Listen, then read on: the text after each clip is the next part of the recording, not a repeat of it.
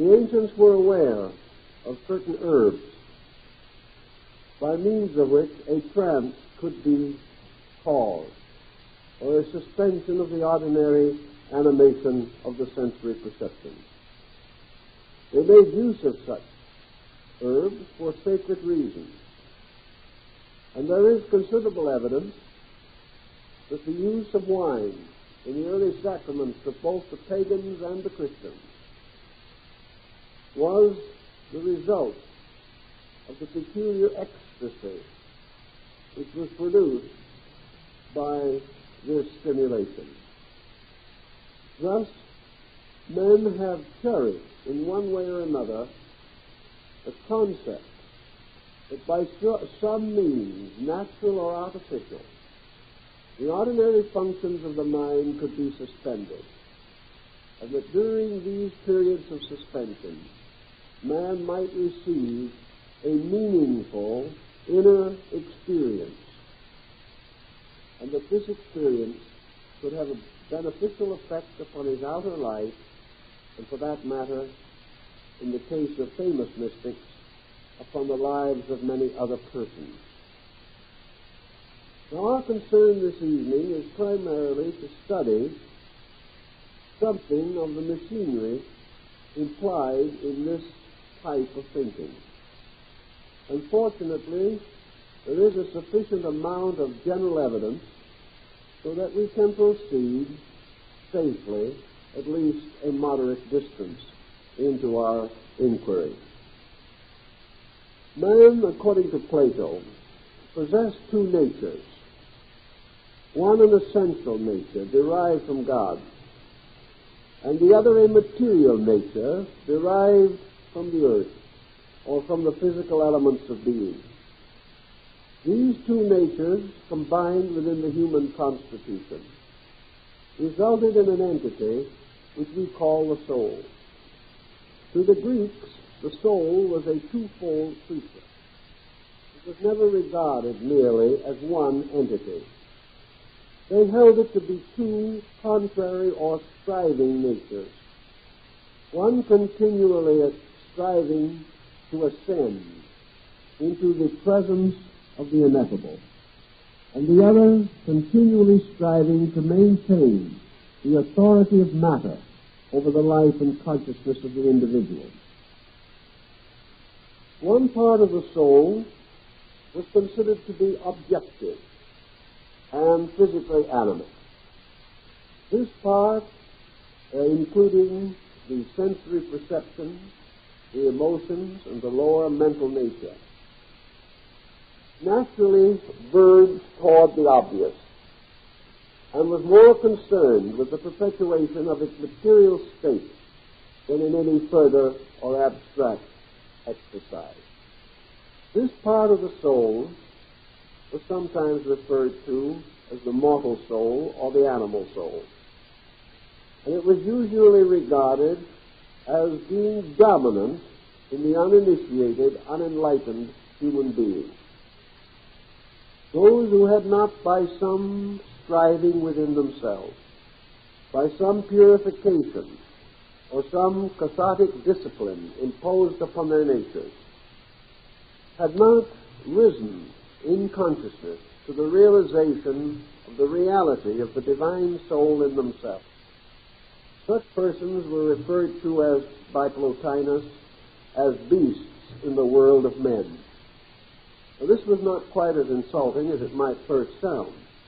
It simply meant that these creatures lived an essentially animal existence, that animation to them was principally function, and that this function was concerned primarily with the survival of the corporeal state, with the advancement of corporeal concerns and considerations, the accumulation of worldly goods, the search for fame, honor, and distinction, and the highly competitive struggle for existence which now is regarded as the normal way of life. The Greeks were convinced that this so-called normalcy was really only an indication that most persons had not sought within themselves for a better way of life. The so-called normalcy was a product of comparative inertia, but the individual not resisting any of the common pressures of life, but surrendering himself at all times to the most mortal of his interests and activities, simply lived in an objective state. He lived, whether asleep or awake, primarily in this world, of this world, under the hypnosis of the procedures and processes peculiar to this state of nature. This led Plato to regard nature itself with certain suspicion. He held that nature in some way sought to fasten itself upon the human soul, to keep man in bondage to the innumerable patterns and forms which surround him and which are made known to him through his sensory perception. But substantially, Buddha held the same position. He regarded the material state of man as a prison, as a place of limitation, or perhaps at best a place of instruction. Man was here not merely to gratify or to fulfill the instincts of his mortal psychic part. He was here primarily to outgrow the limitation upon his own consciousness. He was here to increase in inward grace and perfection of spirit, and to elevate the mind above the concerns of this world to the concerns of the divine world, or of the universal nature to which he actually belonged, and of which he was actually a fragment or part. Under these conditions, it would be apparent that the objectification of the human faculties in the process of waking would have a tendency to hypnotize the person and bind him more and more to the concept of the reality of matter. As all of his interests centered here, as all of his activities were expressed here, it became only probable or reasonable that he should regard this world as the true abode of himself, that he should think of other worlds as distant or remote, and he should think of the invisible as unreal. He should think of things not easily understood as mysteries. He should regard that which was abstract as unfathomable.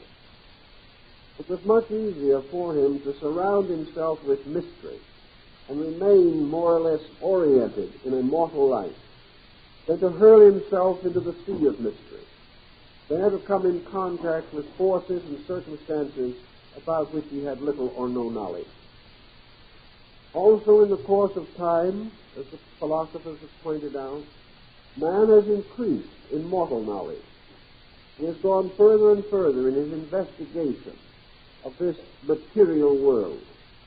Yet his investigations have not been sufficiently rich in internal value to guarantee the maturity of his consciousness.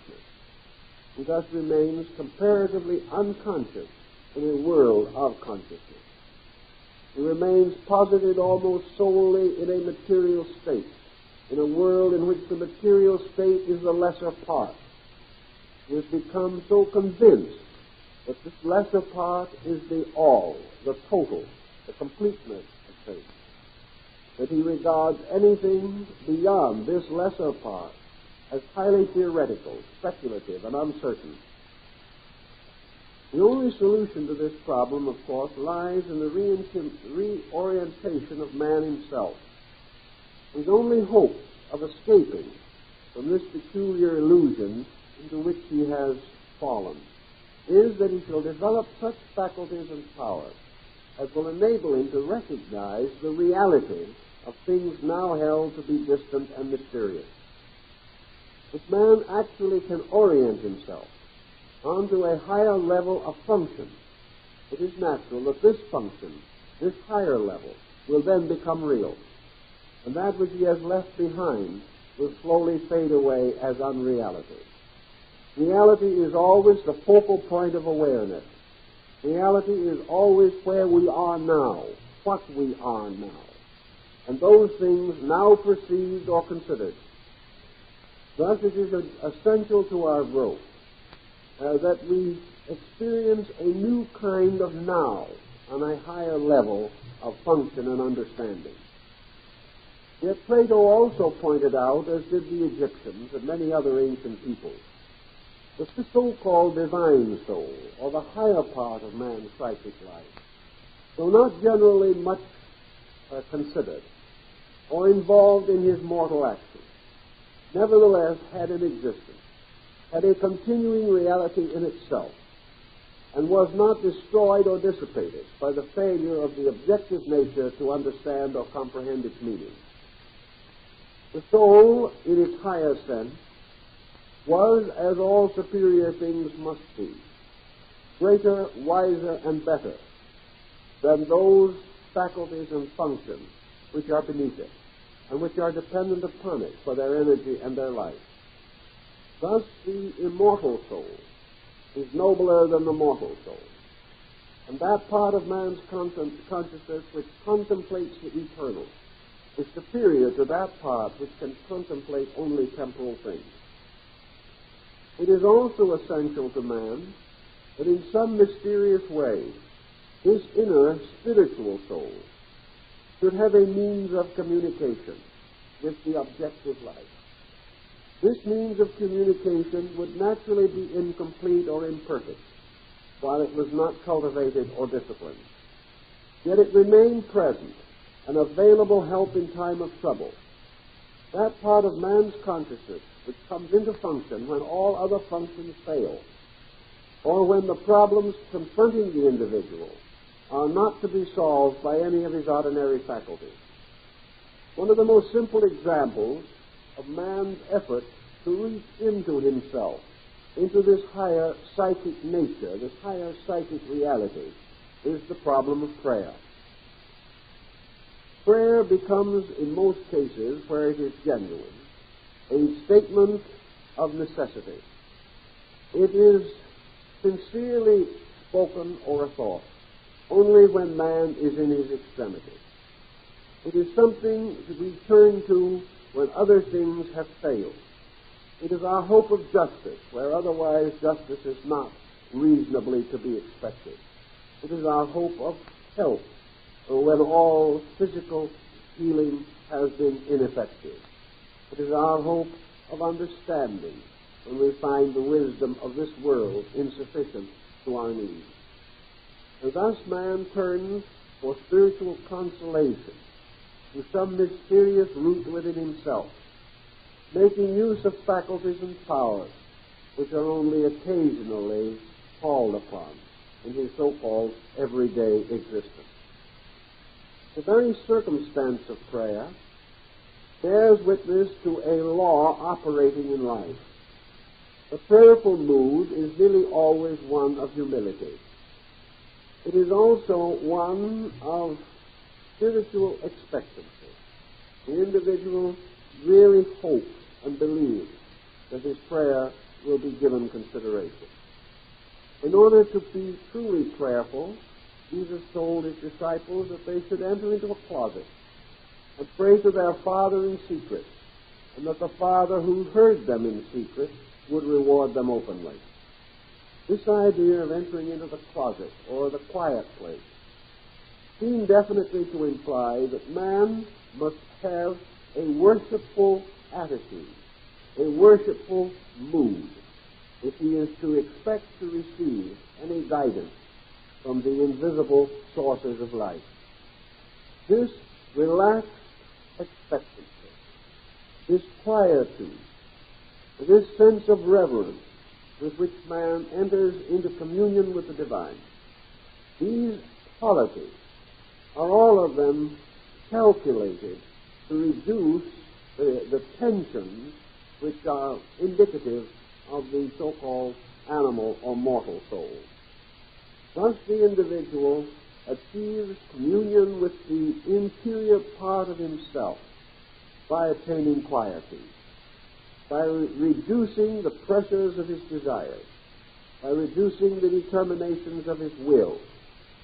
For prayer is the process of permitting the divine to have its way in man, which means that man must relax away from his own purposes and from those values which under normal circumstances are dominant in his life. He must be prepared to sacrifice that which is perhaps most difficult for him to renounce, and that is self-will, self-determinism, and to place himself utterly in the keeping of universal principles.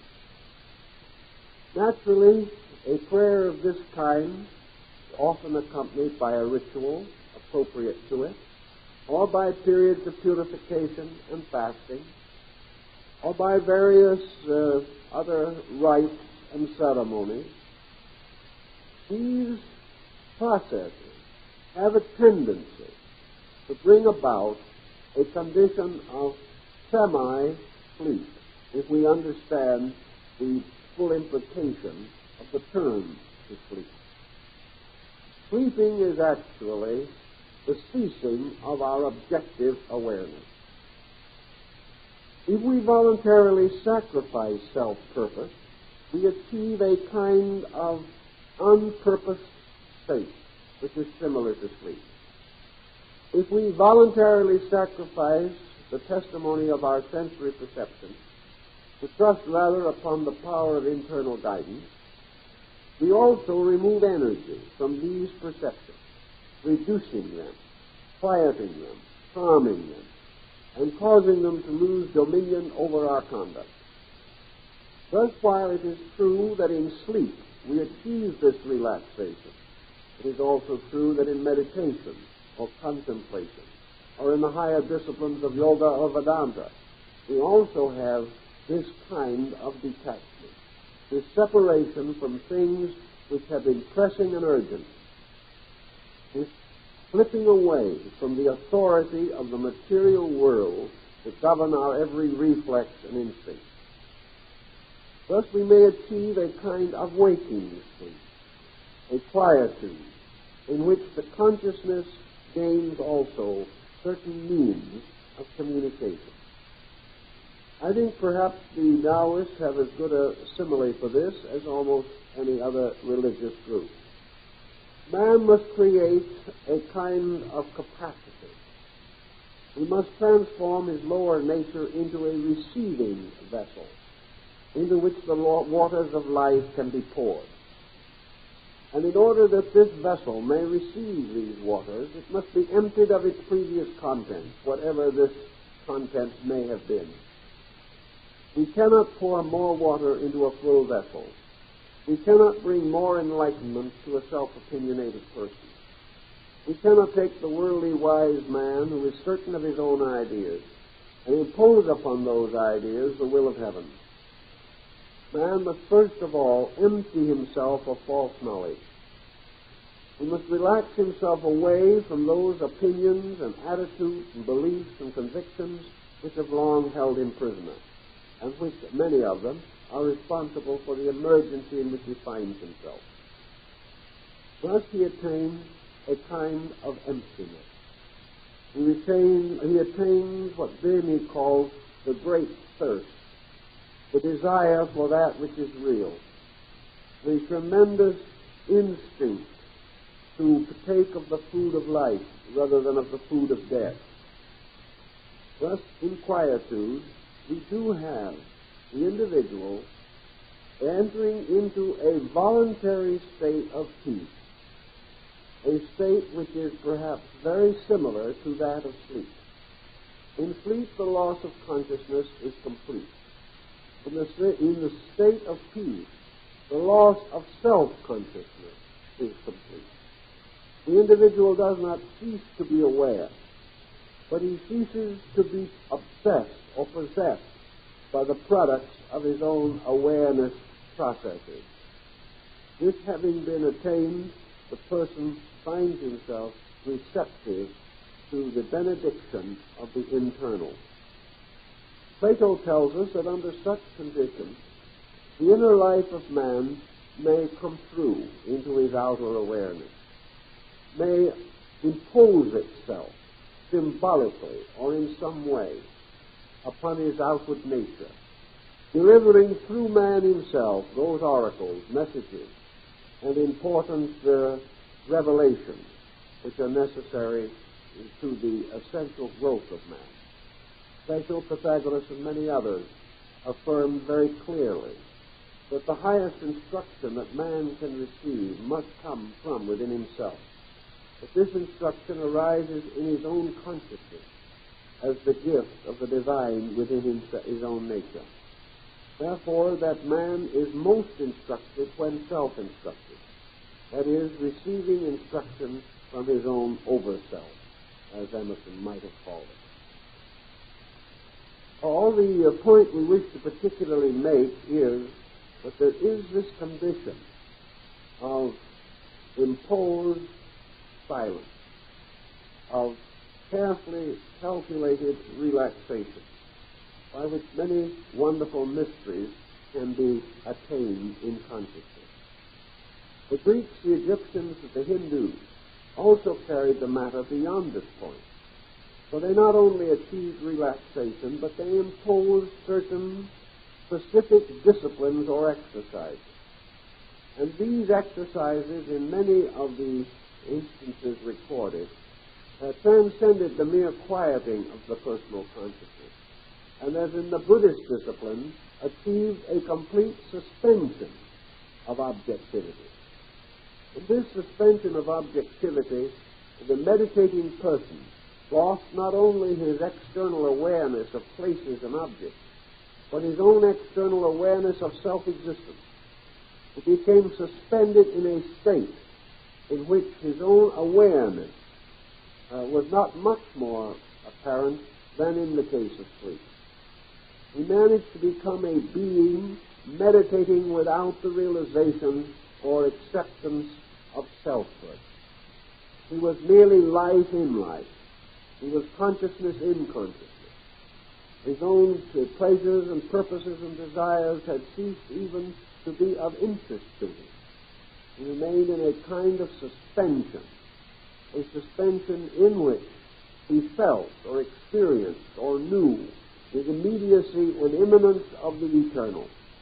And as in the case of the great later Indian saint Sri Ramakrishna, he passed from his meditational condition into a kind of ecstasy, into a trance-like or coma-like state, not produced now by the ordinary processes of sleep or by the extraordinary processes of drugs, but rather by the actual use of his own internal faculties which he had so trained that they were able to sustain their own continuity of internal consciousness, and that this internal consciousness was not in any way related to self-consciousness as we know it.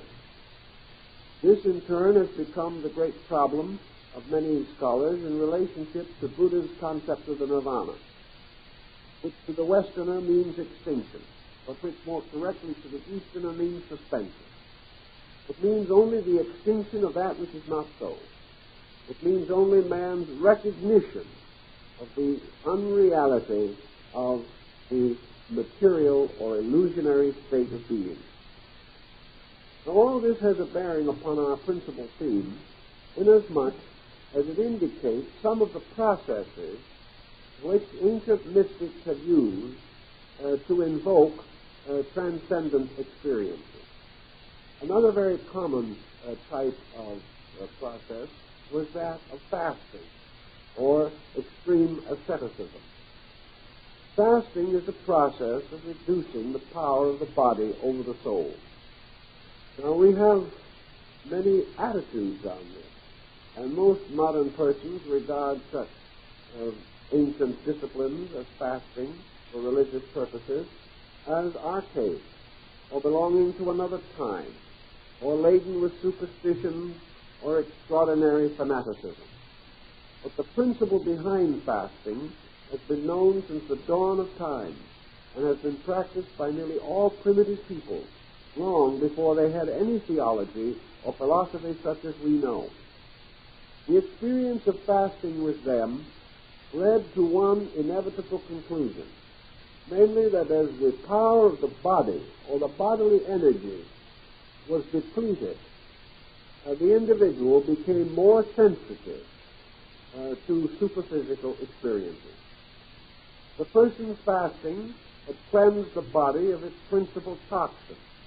And toxins, of course, are one of the causes of psychic tension and irritation.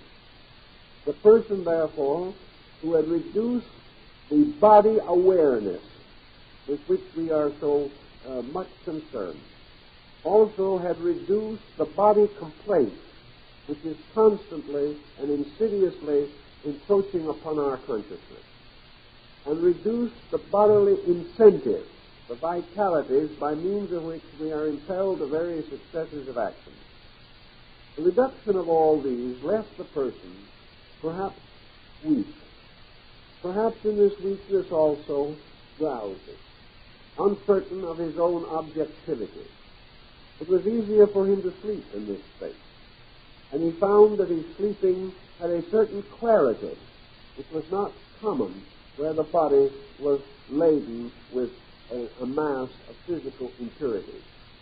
Thus, purification and fasting, because of their effect upon the endocrine system, or the ductless gland chain of the human body, seem to lead more directly and immediately to a condition of complete receptivity to the overself. Thus, ancient primitive people went out into the wilderness, and there they fasted and prayed, meditated and waited. And in this kind of quiet, watchful waiting, they achieved a rapport with life that is almost entirely unknown to us. We watch for very little that is not within the gamut of our sensory perception. We wait for almost nothing. Our lives are dedicated to expediency, to immediate actions, whether they are well considered or not. As a result of this haste, of this continual externalizing of our every resource, we do not have either the time nor the inclination to become especially subjective, or to search within ourselves for hidden and subtle forces that will not appear or manifest their own natures while man obscures them with the pressure of his physical interests and activities. So we know also that under certain stress or strain of a psychological nature, man may be disturbed by dreams. The dreams, therefore, constitute a kind of symbolism.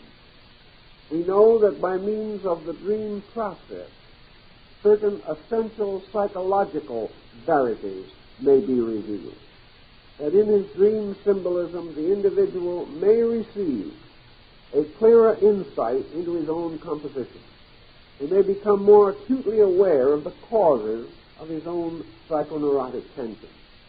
In dreams, therefore, he receives the direct impact of pressures or forces or disturbances which come to him in his conscious state, physically conscious state, only as obscure impulses or difficult instincts with which he has to struggle throughout the day.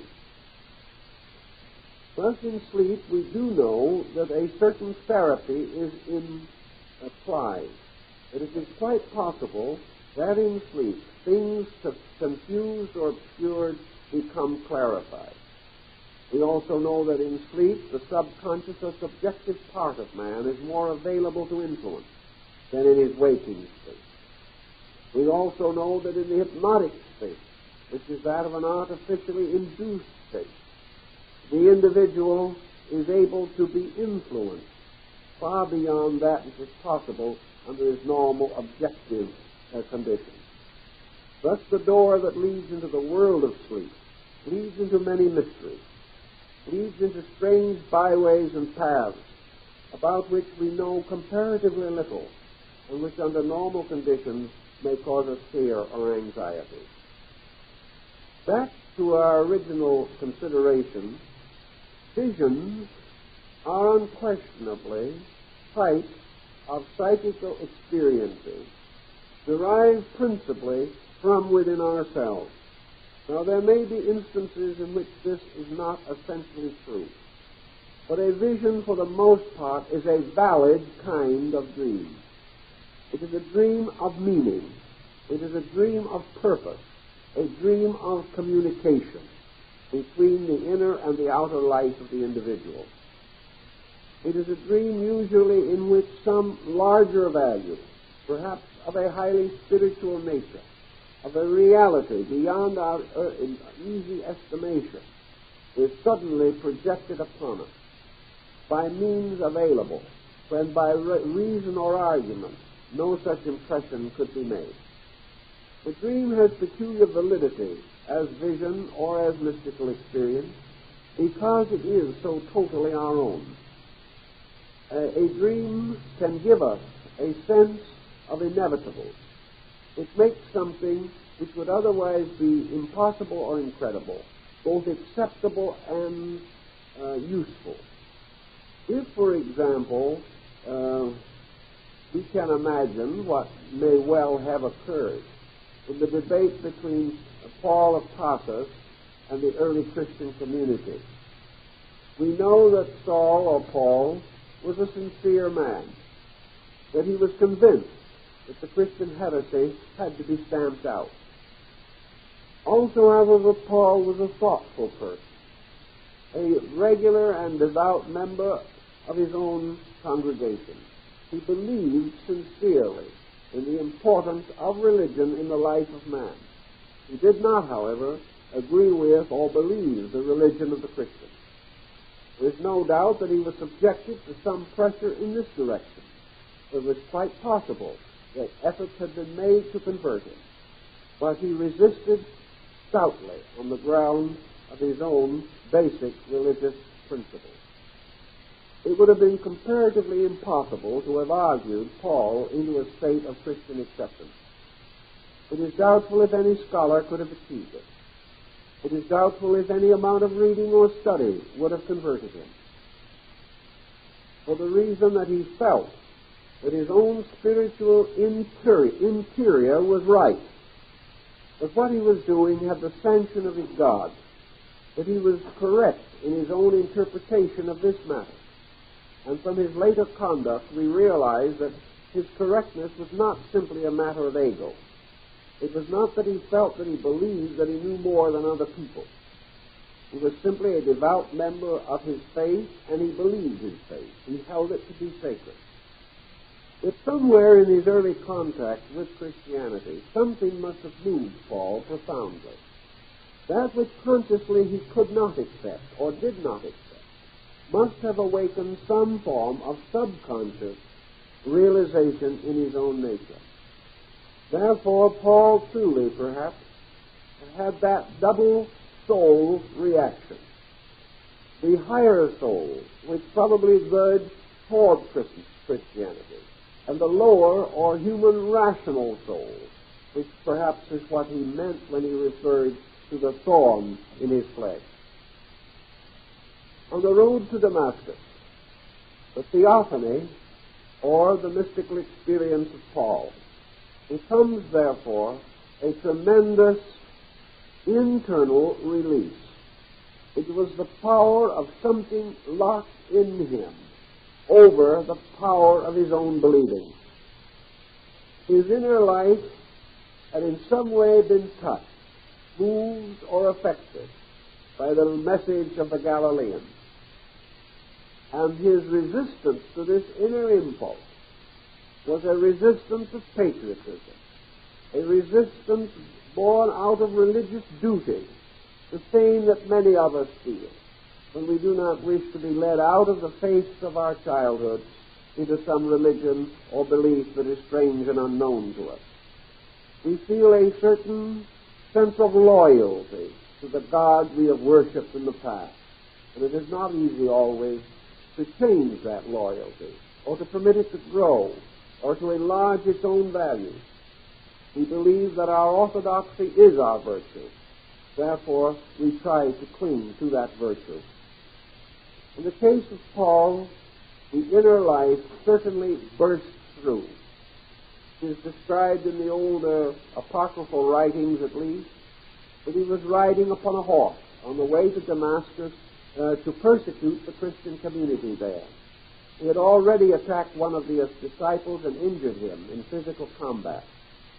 And Paul was very close to a situation in which a great war of values was being fought within his own psychic nature. Then came what is described as this flash of light, this tremendous burst of radiance. Paul fell stunned from his horse to the ground and lay there temporarily blinded. In the midst of this tremendous psychic stress, which some have even gone so far as to say represented a convulsion or some kind of an apoplectic stroke. But in any event, whatever it was, in the midst of this, Paul had the experience of the theophany. In one account, it is implied that he actually saw Jesus or appeared to see him, and that Jesus spoke to him. In another account in the same Bible, Paul apparently did not claim to have seen anyone, but a great light and a voice speaking out of the light. And this voice undoubtedly spoke the very words that Paul's own soul was crying out to utter. Paul was not by nature a persecuting man. It must have been a very difficult thing for him to have felt that his religion required that he persecute someone else. Once his clear concept was attained, he not only never persecuted again, but also permitted himself to be persecuted to martyrdom. Therefore, he was not by nature an evil man who wanted to hurt people. And it is quite possible that the final revulsion came as the result of his own older religion seeming to demand violence of him, a violence against the faith of other good people, something which Paul rebelled against inside, even though he could not put his rebellion into the terms of his conscious mind. In any event, this experience was a breaking through, undoubtedly, of something locked within Paul. It was a breaking through under an extraordinary pressure. Now, there are several possible explanations for the pressure itself. Some have suggested that in light of the region and the condition, a sunstroke or heat prostration might well have been a contributing cause. It might also well be that as he was on his way to the final act of persecution, that the conflict within himself became unendurable. Here there came a tremendous psychic revulsion. And this revulsion took the form of the simple question that he probably asked himself: why did he persecute these people? And this problem as to why he should persecute came through in all its force. And from that time on, Paul persecuted no more. He was still blind, it is said, when he reached Damascus, and his sight was restored to him by one of the elders of the Christian community there. Here we should have a very interesting and almost complete problem for modern psychoanalysis, a problem which would not reflect adversely upon the character of Paul, would not make him appear to be an evil man, suddenly transmuted into a good man by a mere act of providence. This act of providence was Paul himself, and this is indicated by his ministry from that point on. This ministry could not have arisen in a man of lacking great courage of character, great dedication to principle, and a profound respect for truth in all of its aspects. But in this theophany, we have the struggle of a highly enlightened, highly sensitive person, and the sudden revulsion within himself, accompanied by violent symptoms. Thus we see that a vision can be, and probably often is, the statement of a reality inwardly held, but not externally accepted. Man may well be better inside than he is on the outside. He may well know more, because as we go into the interior parts of man, we also enter into the superior aspects of his consciousness. Whatever is the best of man is locked at the core of his being. And as man reaches further and further in toward that core, he becomes aware of greater and greater value, and is therefore more impelled to the conduct of his nature in a commendable way.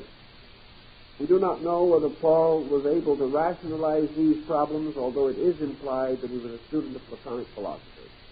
But in any event, it would be quite reasonable to assume that a struggle had occurred between the mortal soul, with its material dedication to form and tradition, and the immortal soul, the divine part, that recognized no dedication except to that of the highest principle that could be known and estimated by that being. Now, it is quite true that many such visions have been reported, and that these visions lie at the basis of the canonization of a great many of the early saints of the Church. Visions of this kind are still reported, not only in Christianity, but among nearly all people, perhaps very strongly among the Muslims and Buddhists. These visions, nearly always, are visions implying or suggesting a nobler condition, a state beyond that which is ordinarily acceptable. And they bestow the strength for a voluntary allegiance to a greater and better cause, or to a fuller expression of some great spiritual reality. Under such conditions, we are also aware that the vision may occur in a condition or time not normally associated with sleep. But as in the case of St. Paul, we find that the actual occurrence was preceded by a shock, or some mysterious force that cast the future apostle into a state of confusion and comparative unconsciousness.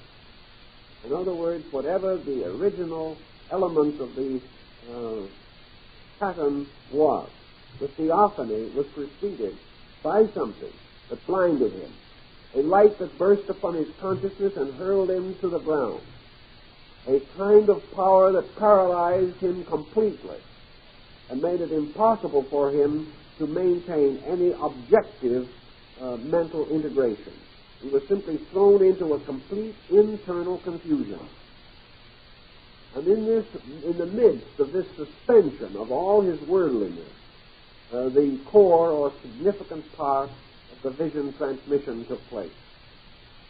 He then gradually gathered his faculties about him and proceeded on to Damascus, but in a crippled and miserable state, greatly fearful, uncertain, and in the mood of despising himself. It was only after the full impact of the circumstance began to be recognized and realized that it led to the dedication which gave the world the extraordinary ministry and service of the Apostle Paul. Now, we do not necessarily assume that everyone has so vital or startling an example of this peculiar psychic process.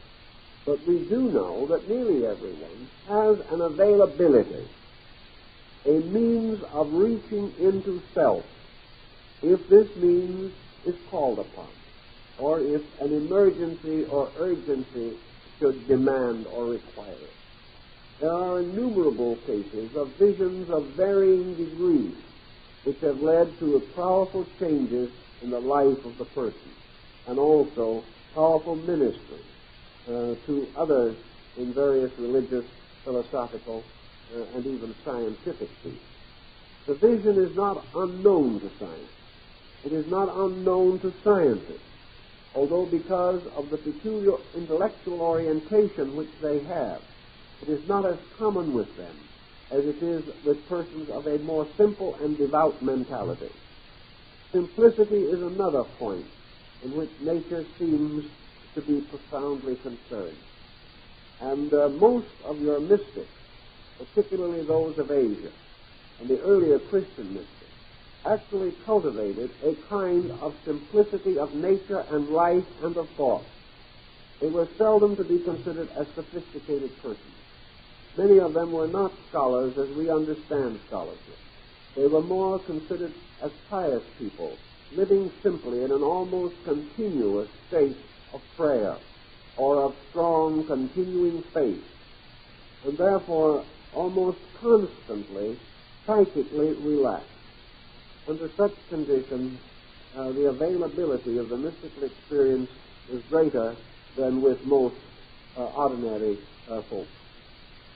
Plotinus, the great Neoplatonist, describes in substance 2 or 3 visions which occurred to him during his lifetime. Plotinus was a philosopher. He was an intellectual. He was a man of powerful mind and most penetrating genius. He was one of the outstanding leaders of the world of thought of his time. Yet Plotinus was not an intellectual as we would judge them today. He was not a sophisticate. He was not a worldly man. He was not a seeker after knowledge for the sake of knowledge. He was primarily a mystic. And Neoplatonism, which derives so much from him, is considered today as a mystical rather than an essentially philosophical doctrine. Plotinus described mystical experiences which occurred, which lasted only a brief time, and which were very rare of happening, but which profoundly affected his life in those moments in which it seemed that he was lifted up and brought into identity with reality. He had then a peculiar sense of belongingness. He was one with space. He was one with life and eternity and time.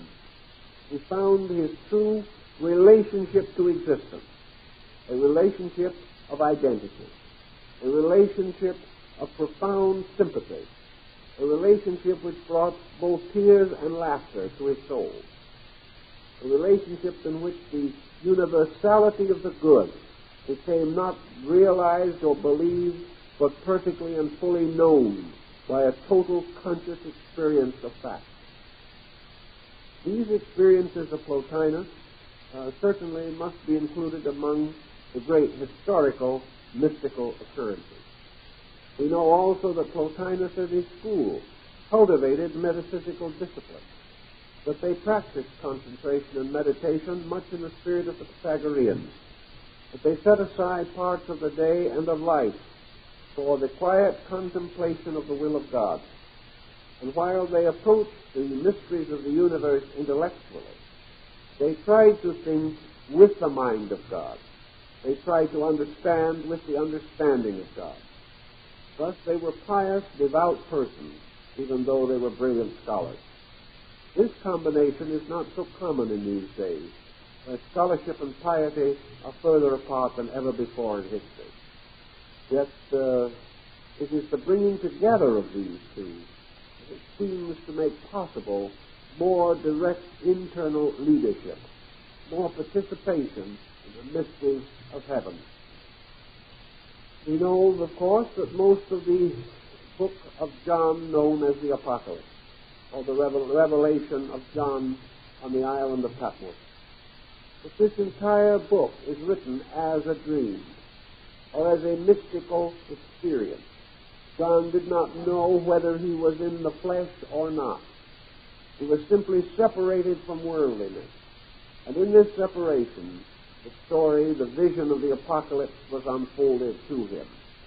Here again is a mystical revelation arising from previous personal experiences, from previous knowledge and indoctrination, from the religious community in which he dwelt.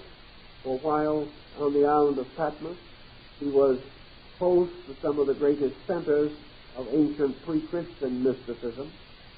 We have here many factors, perhaps revealing much of the background of John that would not be recorded by the gospel historians. The story of the inner life of the man, which finally blazed out in the vision of the apocalypse.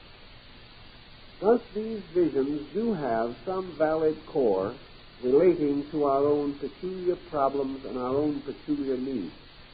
Yet they do not end there. They end with a kind of clarification.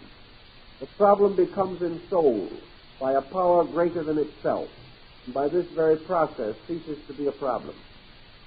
A problem exists only when man is less than the problem. When he becomes greater than the problem is absorbed into his own greatness. And there is a tremendous spiritual exhilaration arising from this victory of the self over circumstance, or of the good man over providence. All these things then can be brought right back to our own daily lives and the situations in which we find ourselves. I think, although we are not aware of it under normal conditions, that we participate more in mystical experiences than we know. The mystical experience in a large and complete pattern is probably a stranger to most.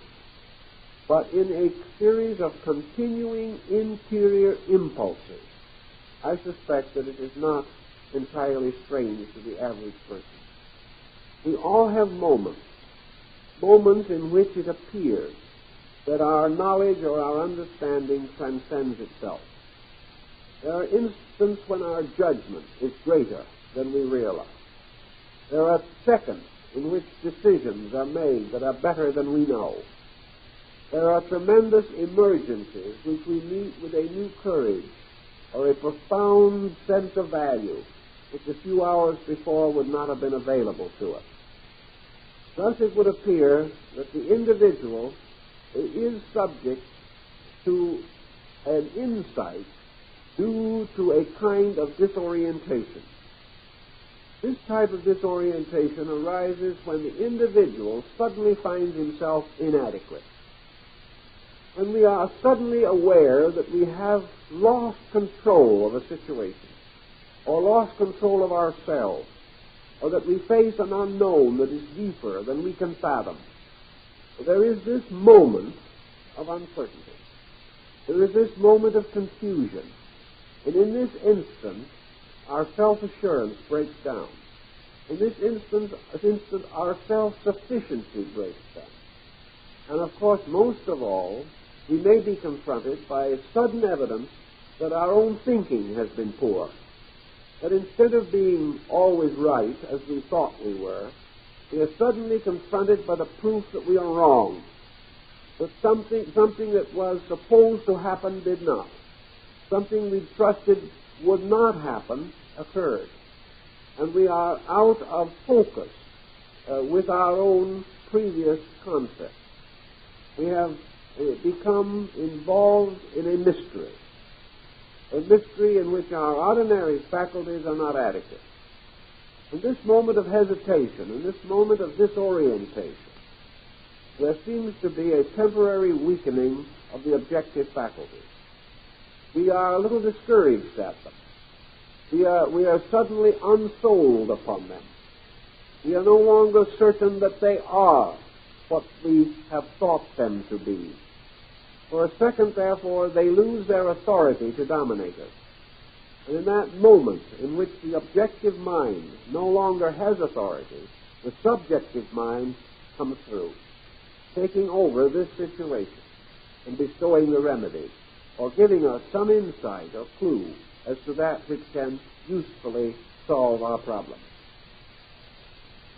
It is also noted that while man dreams undoubtedly throughout most of the periods of sleep, significant dreams have the tendency to center in the early morning hours. In these hours, the individual is perhaps in a situation or condition more resembling trance than true sleep. In true sleep, we have an almost complete unconsciousness. The person rests in an oblivion of mind, and under normal conditions has slight, if any, recollection in waking of anything that occurred during his sleeping hours. However, in the early morning hours, where visions are most frequent, especially those of an authoritative nature, man appears to be less asleep. He is almost in a light hypnosis from which he could rather easily awaken. In fact, at the proper time in the morning, he usually awakens himself by habit in order to meet the requirements of the day. He sets his mind at 7 o'clock, he will awake at 7 o'clock. So by that time, the mind has begun again to exercise authority. Yet somewhere in the mysterious middle distance between true sleep and waking, there is a period in which the two zones of consciousness seem very close together. The Egyptians were aware of this. Most ancient people have noted this phenomenon. And they have declared that it was in these small hours of the morning that the two worlds, the visible and the invisible, were the closest together. And that, for that reason, births are most numerous at this time, and so are deaths. For in these hours, situations come to such a fine edge that the two states of existence seem to mingle and move together and flow into one, and then gradually, as the hours proceed, separate again, with man returning to an objective or exterior consciousness. Visions of importance presented to us by the psychic nature are of very little value unless we are able to record them. Therefore, what we actually need is a kind of sleeping in which memory and certain other faculties are still somewhat alert. If we have a total obliteration of faculties, we will have no adequate recollection of the dream. Other conditions, of course, other than the hour itself, may influence this. The individual may find that at a certain time, under pressure, worry, fear, or other burdens, that he does not sleep well.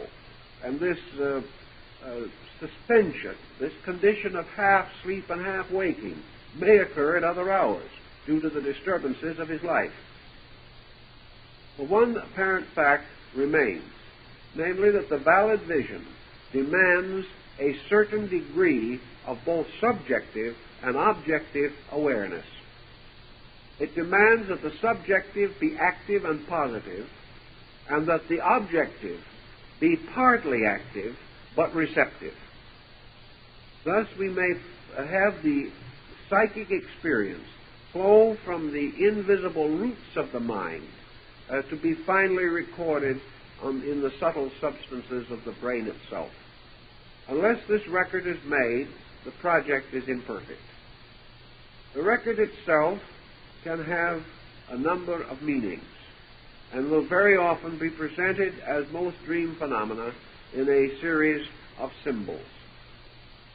Some of the masters of psychology today like to think of certain dreams as archetypal, that they are accompanied by a different state of the consciousness from ordinary dreaming, which may originate from any form, or one form or another, of the psychic pressure of the lower mind itself. Dreams can arise, therefore, from the pressure of the lower psyche, which, because of its various afflictions or distortions or disfigurements through tension, stress, and neurotic situations, becomes the source of symbolic dream by which its abnormalcy is revealed. Thus, by means of a certain kind of dream, the lower psyche tells us that it is sick. These dreams are of a diagnostic nature. They can be analyzed and studied, and from them the condition of the mental-emotional complex can be determined with some accuracy. The type of dream to which we are referring, however, primarily, the archetypal dream, is of a different kind. It is a directive dream. It is the kind of a vision or experience that is not to be regarded as an hallucination or merely a fantasy of sleep. It is meaningful and purposed. It is not completely diagnostic. It does not necessarily tell us what is the matter with us, although it may reveal in its own message certain things that are wrong and try to help us to correct them. The main purpose of the dream of this nature is directive. The vision is a directive, purposeful appearance which comes to us out of the directive and purposeful parts of our own subjective. It is therefore a dream of authority. It is a dream which expresses the will of the superior nature of ourselves. And as this superior nature is more aware of truth or more aware of reality than we are, it is customary to consider that such dreams as this are also indicative of the will of God, or the will of truth, or the manifestation of those laws which must be kept, those principles which cannot be violated. The archetypal dream, then, is a dream of realities, and it is usually accompanied by certain symptoms or certain conditions by which we are able to differentiate it from other dreams. Archetypal dreams are often described by the person who has them as waking experiences. The person is loath to believe that he is asleep. He is inclined to feel that he awakened before this vision appeared. And I have talked to a great many persons who have had this type of experience during sleeping hours, or when, normally speaking, it would be assumed that they were asleep, and yet they insist that they were awake when the experience happened. You may go a little further with them in this questioning, however. You may ask them, well, if you were awake, what did you do? Being awake, what would you do? Did you jump out of bed? Did you sit up? Did you reach for a pencil and paper to record this experience? What did you say yourself? How did you think? What did you feel? Answers to these questions are always dim and evasive. One individual will say, well, I didn't move, I couldn't move, because the experience itself seemed to paralyze me. I was conscious, but I could not move. Another one will say, well, my eyes were open, I could see, I know I could see because I closed my eyes, and when I closed my eyes, the vision wasn't there. Therefore, it had to have been something that had a solidity outside of myself. But at the moment of the experience, I did not feel like doing anything. I felt in a strange state of suspension. I knew I was awake, but I did not move, I did not want to move. I could not speak. All of the normal functions were suspended. An occasion, of course, once in a great while, you will have a dream of this kind, or a vision, in which some other person is in the room at the time. This is not so common, but it does happen. And I know in one case that a person who explained the vision and told of having apparently reacted quite physically and to have been wide awake, and the other person testified definitely that the person was completely asleep through the entire process. Yet the person having the vision could not believe that he was asleep. Thus the vision differs from the dream in this peculiar validity of the sense of waking, or the sense of conscious awareness. It does not have the same mysterious sense of merely being part of a shadow.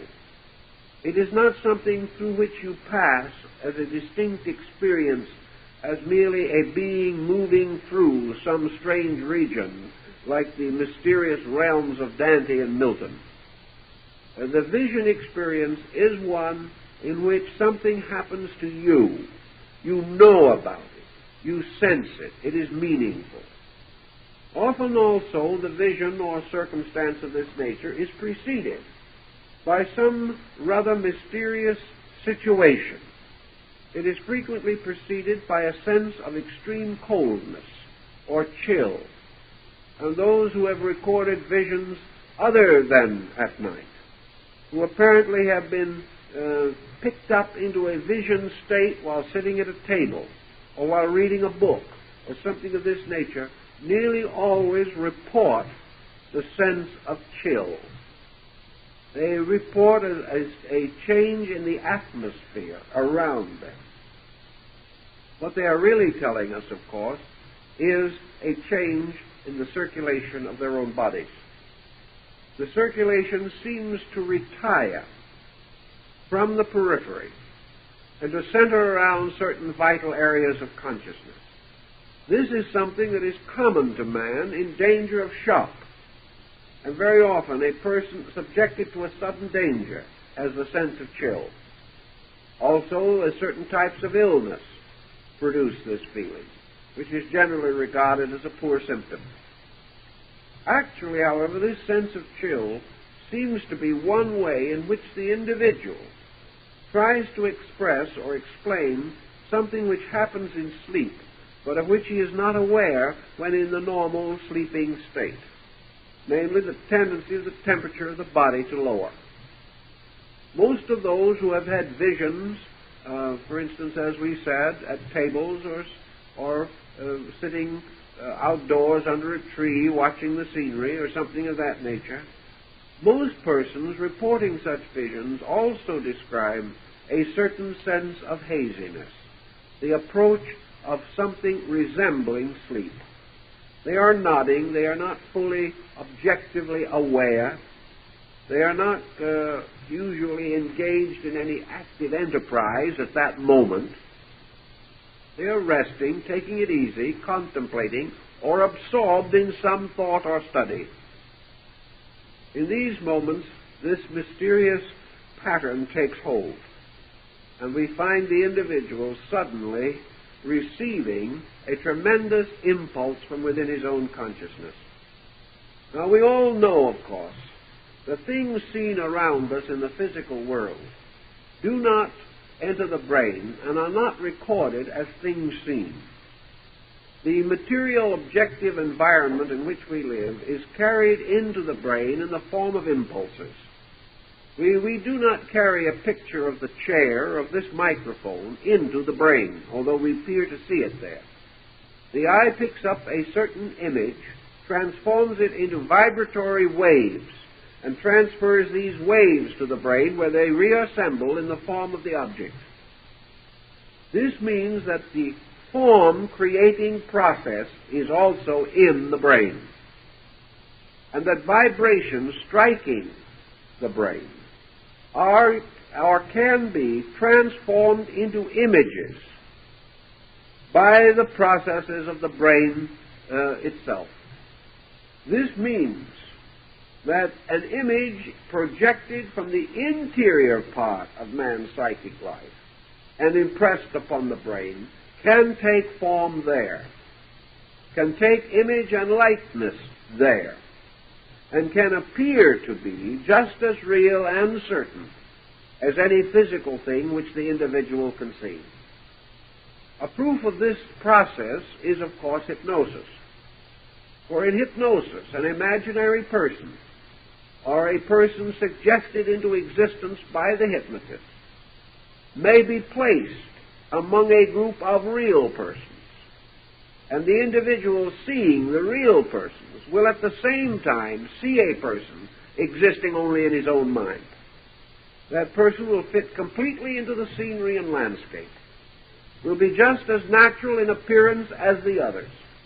There will be no way in which the person under hypnotic pressure can determine the difference between a real person and this other person. And if this other person is mingled with a dozen real persons, this person can walk among them, or appear to pass behind one or in front of another, and the human mental equipment will rationalize the entire situation so completely that the hypnotized person will be unable to determine which of those people in front of him is a physical reality and which one is an imagined being. In the same way, the hypnotist can block out one person from a group, so that of 12 persons, 11 will be visible and the 12th invisible. And this invisible person will be in the room with all the others, talking with them, conversing with them, walking among them, and be totally invisible. Because the entire situation is controlled from the brain itself, and not by the sensory perceptions as we know them. Thus, in a dream or in a vision, forms are engendered in the brain as the result of vibratory mental image patterns. Now, we may ask what these image patterns might be that would cause this kind of a formation within the consciousness of the person. There are as yet no absolutely conclusive processes formularized. But the process seems to be this. All thought whether it arises from observation or whether it arises from internal processes. All thought is vibration. Thoughts have within themselves their own vibratory patterns and images. A thought or an impression pressed upon the mind and transferred from the mind to the brain must there clothe itself in the available materials from which the brain can derive its images. The brain cannot derive its images from any material which is not within its range of perception and reflection. In other words, if the brain of man is going to interpret any symbol or energy, or to give form to any abstract idea, it must clothe that abstraction in something which the brain itself has objectively experienced. It is perfectly possible, therefore, for the brain to bestow any form with which it is familiar, but no form with which it is not familiar. The most abstract form that the brain apparently is capable of bestowing is simply light. The most abstract negation is darkness.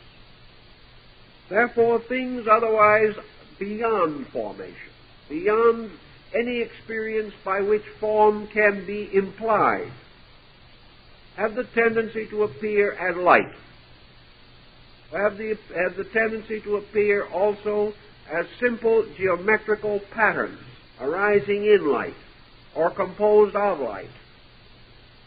These geometrical patterns are derived from basic psychic archetypes, but they must also exist in this world in order for the brain to be able to register them.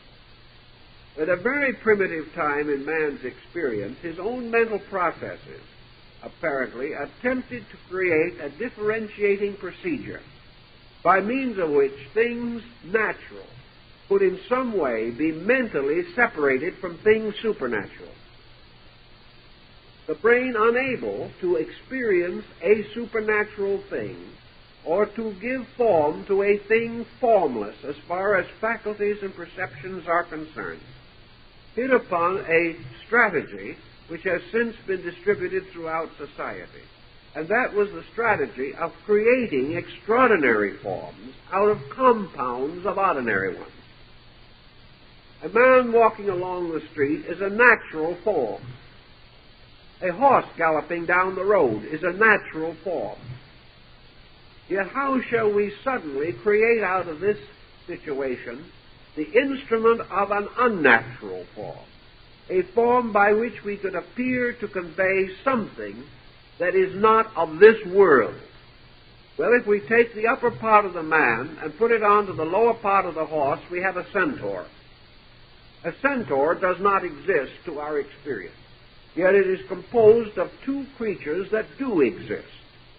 Thus we have the symbol of something unworldly, something metaphysical, something transcendental, something out of this world, by the simple contrivance of combining two natural forms into what the mind recognizes as an impossible combination. This is a very common symbolic process, and may have resulted in many of the ancient symbols which have descended to us from antiquity. Among the Chinese, the dragon was such a form. Among various peoples, satyrs and various nymphs and mermaids and other such creatures were these unnatural forms. They were forms by means of which the consciousness could convey the sense of unworldliness. This is still used in the medicine rituals of primitive peoples, in the mask cult, where the individual becomes superhuman by wearing a mask which completely conceals his natural features and conveys the impression of a monstrous or unnatural being. The brain, therefore, seems to hit upon this contrivance. Perhaps if it could not or did not, we would never have developed these cults among men. But they do exist and are in very common knowledge throughout the world. They represent unworldliness produced by distortion, Michelangelo recognized this in art, and we know that his great figure of Moses gains its tremendous authority by its deformity. For if this figure stood up, it would be in completely disproportion. But this we do not recognize, rather receiving a certain impact of unworldliness. The distortion has not been carried to the degree of the grotesque. It has simply broken our common acceptances of what constituted humanity, what constituted ordinary things. Oriental artists achieve the same effect by representing deities as of great size, and human beings associated with them as small figures beside them. Here, the giganticness creates the unworldliness.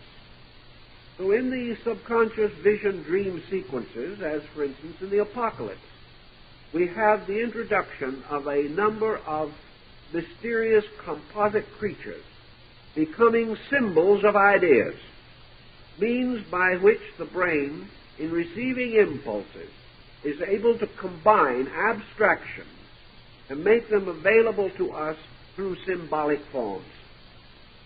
The interpretation of these symbols and the mysterious meanings which they have remind us, of course, of the mysterious interpretation of the great figure in Nebuchadnezzar's dream. Here the king dreamt of this extraordinary figure with head of gold and feet of clay, and of the stone which was cast against its feet, and the image collapsed. And all of the soothsayers and interpreters of dreams and visions were invited to come and explain this strange dream. And finally the prophet did so, and gained great distinction in the land.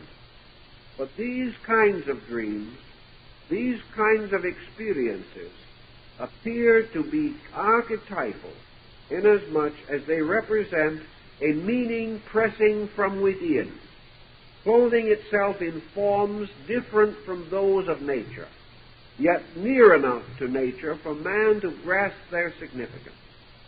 Now, it is another peculiarity of this type of vision that the meaning or the explanation is frequently communicated with the form. Part of the processes of interpretation are carried on subconsciously even before the person having the vision is aware of the process. Others become apparent to us from objective contemplation. The process of applying the symbolism to known incidents in our own living gradually reveals the meaning. In any event, your archetypal dream, making use of innumerable subconscious contrivance, it takes form in the brain, takes form within the consciousness of the individual, and is projected from there in one way or another. Sometimes the projection is rather abstract and in itself mysterious. Many visions, the individual rather feels himself projected into the vision. He feels as Ezekiel did, that he suddenly is in the midst of the world of his own dream. Yet this is no common dream. This is no dream involving just ordinary personal problems. It is a cosmic dream, a dream of a universe made up of wheels within wheels, a dream of the Merkava of the chariot of righteousness, borne upon the powers and wings of the cherubim, in which sits the master of the mysteries. All these visions indicate archetypal insight. They represent some psychic truth, some message trying to break through into objectivity, some manner of communicating the abstract to faculties which are unable to receive the pressure of the direct abstract. The brain taking hold, for instance, of a form must be able to associate this form with a pattern or symbol. This was one of the great difficulties recorded in the development of primitive writing. Ancient peoples were able very early to develop symbols representing objects. They were able, for example, to tie symbols to certain gentle processes of man. The Egyptians, for example, when they wished to indicate walking, made pictures of feet. This seemed to be quite consistent. And, of course, in the early days, they made it even simpler by indicating the direction of the journey by the direction of the feet. It seemed to be very, very necessary. Our friends down in Central America during their ancient period of developing written language went further than feet. They made little footsteps as though in sand drawn upon their manuscripts. And these footsteps led from the symbol of one town to the symbol of another town and indicated that a journey had been made from one place to another. This was not impossible. They also had excellent manners of incorporating known forms in symbolism. The Chinese had the same method. The Egyptians, when they wished to describe a cat, drew a picture of it. When they wanted to discuss a vulture, they drew a picture of it. The ancient peoples of other lands did the same thing. The Chinese ideoglyph for a horse has 4 long strokes at the bottom indicating legs, and was originally a picture of the horse. In the course of time, and perhaps with the decay of artistry, it was no longer entirely convenient to draw a full horse every time you wanted to write about one. So gradually the glyph was simplified. But in the beginning, all of these forms were derived from nature. Then your ancient writer ran against his big problem. How was he to make pictures of things that were not visible? How could he make pictures of ideas? How could he draw a picture of virtue? Virtue didn't look like a cat or a dog. Virtue didn't have a nice, neat shape like a building or a house, nor did it shine like a star which could be represented by rays. Virtue was a quality. Honesty was a quality. Death was more than a quality, because you could indicate death by having a living thing lying down, indicating that it had ceased to live. But you couldn't just do that with virtue. Also, you had very grave trouble with verb forms, action of various kinds. Ordinary action you could understand. But if this action involved a very complicated procedure of some kind, the ingenuity of the artist and the ability of the beholder to correctly translate the art, both were stretched beyond a reasonable degree. There was very little way in which these abstractions could be represented. Therefore, gradually man had to develop abstract forms to represent abstract powers. These forms could not simply be shown to someone. He had to receive the key to their meaning. Thus, gradually, a whole group of symbols appeared which had to be learned or remembered. And with that, the public school system came into its primordial existence, probably in the form of the old man of the tribe, instructing the young ones in the meaning of these forms that were not obvious. So all invisible beings, creatures, principles, energies, and powers came to be included among the unobvious forms. And the greatest surviving unobvious form of all in nature is the form of God. And among most primitive people, there was no symbol for the supreme deity, because man could not even conceive an appropriate symbol. Finally, the idea of no symbol suggested a crystallization or concretion of no symbol by simply taking an area and inscribing it or circumscribing it with a circle. The circle, therefore, became the symbol of infinity, because it was an area in which there was nothing. The same thing was the principle behind the use of certain jade implements in China, where the flat disk with the opening in the center became the symbol of deity, the opening or hollow or empty place being the only possible symbol of God. So in this process of primitive man learning how to transmit ideas, we have perhaps the same mystery of vocabulary that we have in the human being's inner consciousness, trying to press moral abstractions upon the objective mind. One way, of course, is feeling.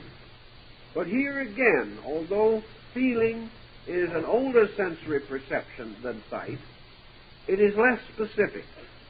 And in the effort to impress by feeling, it was necessary to in some way excite emotion. And this exciting of emotion again required some form of emotional symbolism. We find this in a good deal of mysticism, but it has never proven universally satisfactory. The individual feels certain compulsions and may follow them. But again, vibration has been transformed from impulse to a specialized area of activities where this impulse is interpreted in terms of personal emotions. The point that I want to make primarily is that just as surely as outside symbols and thought enter into the brain through the perception, they are reintegrated into patterns. These patterns in turn subjected to further rationalization leading to comprehension. So that comprehension and recognition and acceptance is due largely to a series of related impulses combining to form one basic concept. It's just the same type of thing as Immanuel Kant gives us in his example of how we know that an apple is an apple. We certainly must know this by the use of many faculties and powers carrying their common report to a center in the brain where the puzzle is solved instantly and all the parts are fitted together. And if a major part is not present, then we are not certain that it is an apple. If some major necessary element does not contribute to the final project, our certainty is not adequate or not true. We must then go back, look again, touch again, smell again, taste again to make sure that it is an apple. All of this process is in one direction, from the outer world into the core of man. The opposite motion is from a superior state above and beyond man, downward into the core of man. It is as though man's psychic nature was like the middle place in an hourglass. Energies moving from above enter the brain and have their impressions. Images moving from below enter the brain and have their impressions. And in the so-called vision situation, the energy from the superior part of consciousness moves in and imposes itself upon the brain processes, resulting in a number of possible explanations or manifestations. We may have what might be termed the auditory experience, in which we see nothing but hear something. This simply means that the brain itself has integrated vibration into sound, and we are hearing something inside of ourselves, although it may appear to be coming to us from the outside. In this matter, of course, our common attitudes play a part. To our general thinking, sound must come from the outside, for noise is of the outside. It therefore is inconsistent with our common experience to assume that sound would come from an invisible silence within us. It must rather come from the world of sound around us. And the inner sounds mingling with the outer sounds, we are unable to distinguish the source of one from the source of the other. Thus we frequently assume that we hear things said around us that are really from within us. The projection of images may also be attributed to the same process. An individual looking at a wall under certain conditions may see an image appear upon that wall, very much as in the old days of a stereopticon slide. This image upon the wall may be animate, move, and perform various actions, and even speak. But it is a projection within ourselves. The image seen on the wall is inside of us. The wall, however, is on the outside. And the combining of the wall and the interior image is like uniting two negatives in the production of a photograph in which two pictures are blended to form one picture.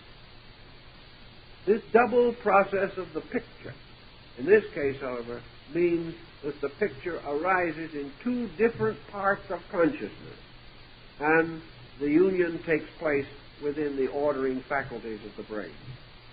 Naturally, the brain itself, which is probably ordering this procedure without self-knowledge of its own ordering, being an instrument rather than a being. The brain is not aware of its own inability to discriminate between the interior and the exterior picture.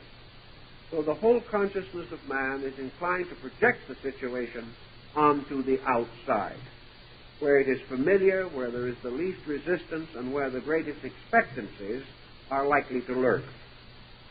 That brings us this other question that we find occasionally in cases of vision, in which the vision apparently must be on the outside because we can open and close our eyes. If we open our eyes and the vision is there, we close our eyes and the vision is not there, then the vision must be on the outside. This again is not true, as mental experimentation has shown. Remember that the moment we test an inner experience by means of some function of our own, we are undoubtedly and inevitably determined to achieve certain results. We have certain expectancies, and these expectancies are autonomic within ourselves. The average person expects something seen to disappear when he closes his eyes. And because this expectancy exists in the subtle substance of mental material, the expectancy is immediately fulfilled. Also, the voluntary action of opening and closing the eye may be enough in itself to temporarily disturb the image. But the real and common answer to this is that the individual, being the internal controller of the whole process, is able to create any verisimilitude which he wishes. If he insists that the image shall remain when his eyes are closed, it will remain. If he knows that it cannot remain, it will not remain. The mind is a magician in these things and will accomplish whatever we demand of it. And we know under hypnosis that this accomplishment or this acceptance of determination is instantaneous. Therefore, that it is useless to assume that we would have to argue ourselves into one concept or the other. That which we naturally accept immediately and inevitably occurs. Actually, we have almost complete evidence, not that a vision is false, but that a vision is communicated to man only because man is man, and in a way possible to man. We have never yet had true historical evidence of the intercession of deity in the affairs of men, except through men. We do not find someone meeting God on the street and asking him for something. We do not have the experience of the man who prays for financial help, having a hand reach down from heaven with a pocketbook in it.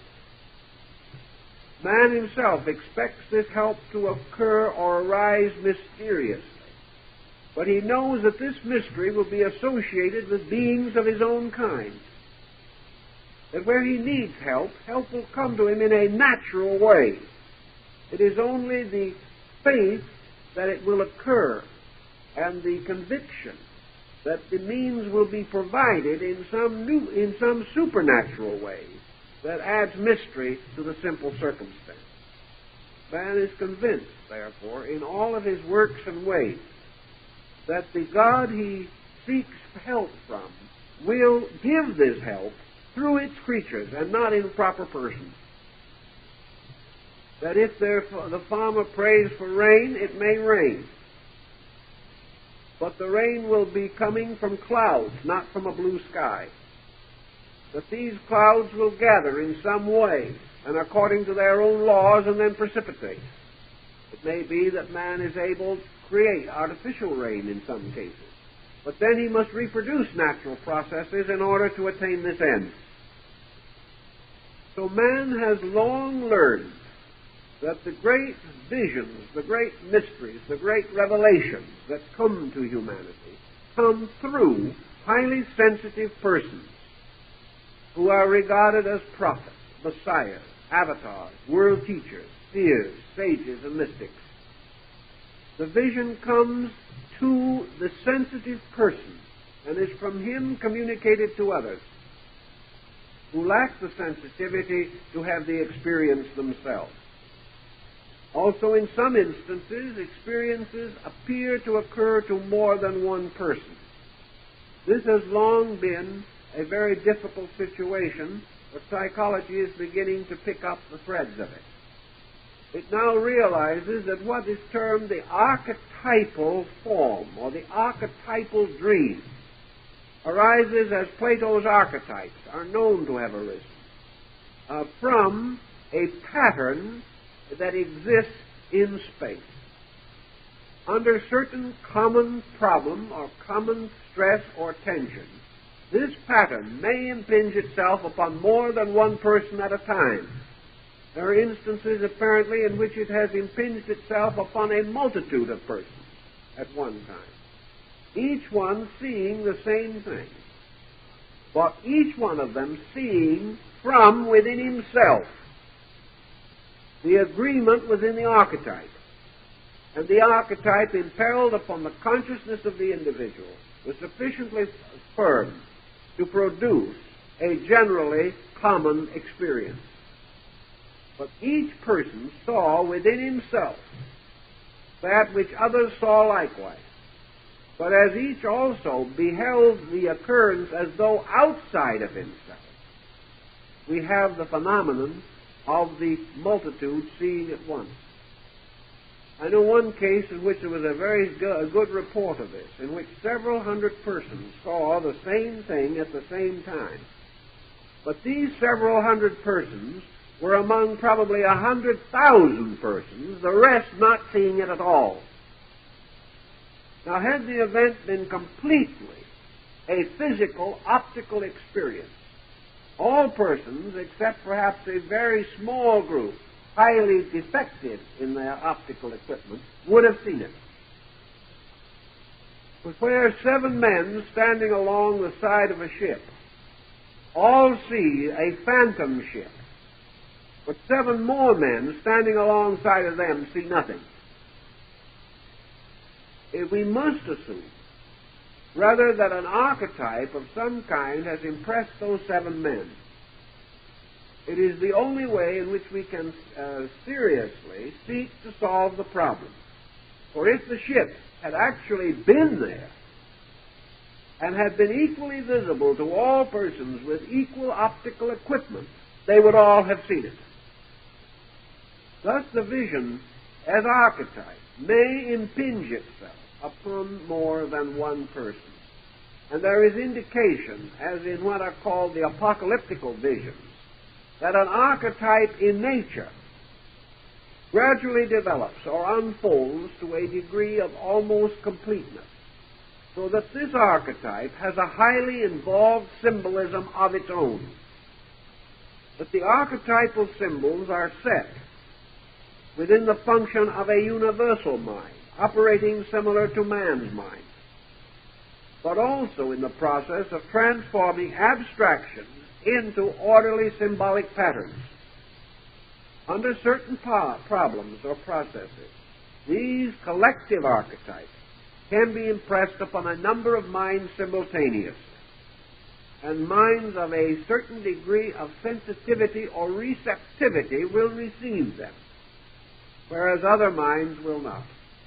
We know this is true in practically every field of human activity, that what we term the law of exception depends upon the fact that even the most common circumstance cannot always be depended upon to occur to all persons. A certain remedy against an ailment may cure 90 cases and leave 10 untouched. Or a new drug may help 50 people injure 20 and have no effect upon 30.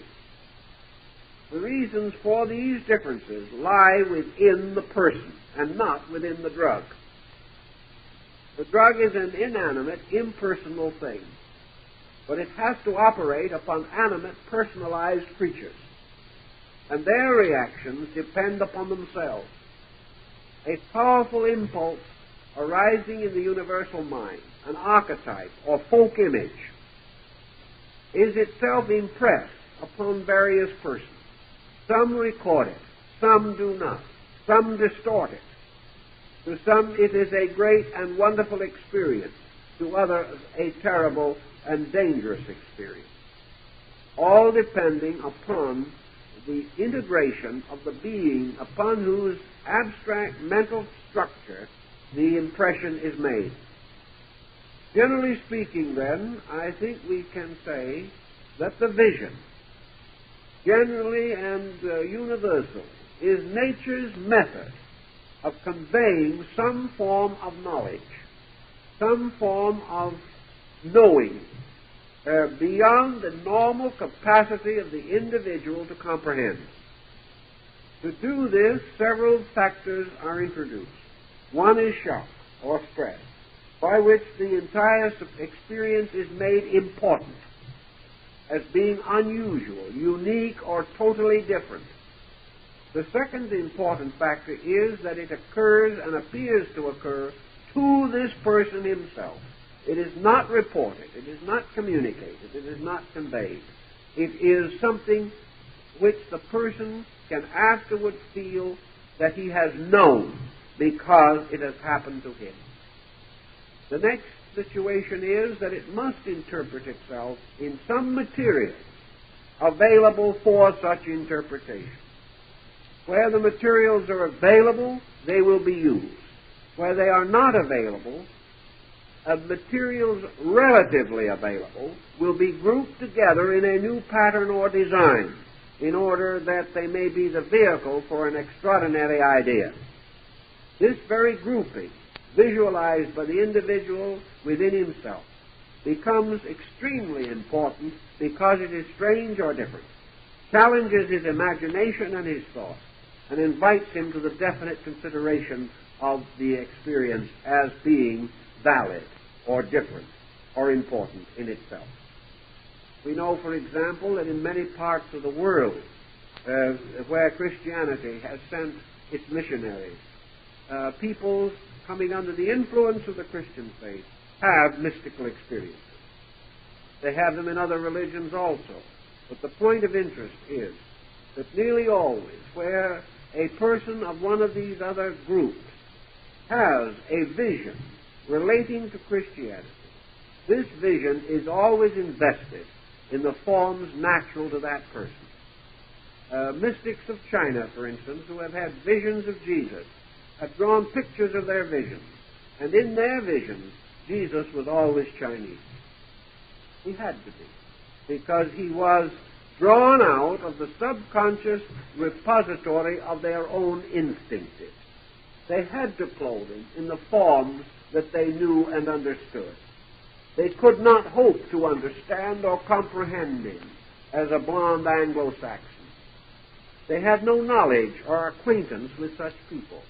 If, however, these Chinese later became acquainted with a number of Anglo-Saxons and saw numerous pictures of Jesus, until the subconscious was sufficiently impressed with this symbolism, then the mystical experience might well present him in his basically Anglo-Saxon or Teuton appearance, which probably also is entirely remote from his actual appearance.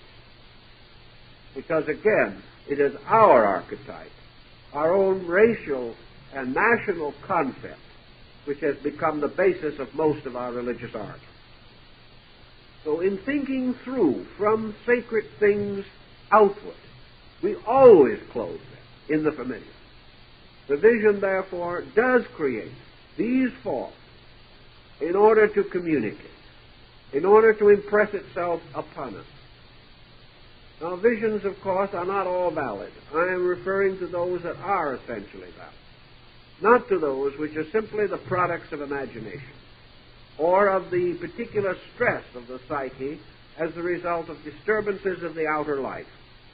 Assuming, however, that the true vision occurs when man is receptive and is quiet, has entered the stillness, and is seeking to know the truth, or in those hours when this stillness is imposed upon him by nature, and therefore most suitable for the further imposition of a spiritual factor.